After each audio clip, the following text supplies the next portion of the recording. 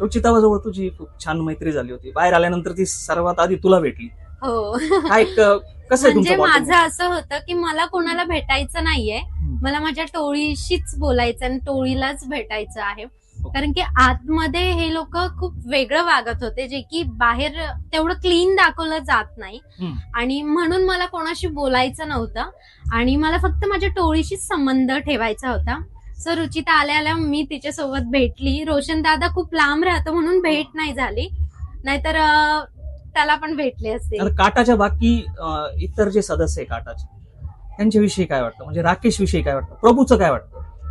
प्रभूचं काय गेम मला असं काय म्हणजे तसं आपण बाहेरून बघतो तेव्हा आपल्याला गेम काय दिसत नाही. सो तन्वी सांगेल तसं तो वागतोय, तर मला तरी असं वाटतं प्रभूचा पर्सनली काही गेम नाहीये. आणि बापट हे लोक काय हिंदी बिग बॉस मध्ये जाऊन आले आहेत.